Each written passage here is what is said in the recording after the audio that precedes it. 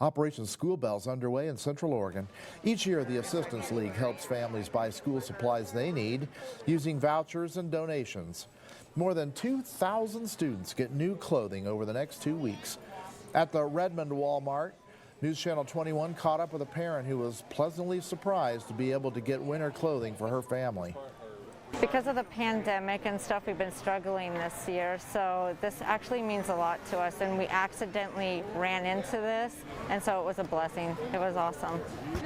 Operation School Bell is at the Redmond Walmart the next 2 Saturdays from 2 to 5 and Thursday 4 to 7.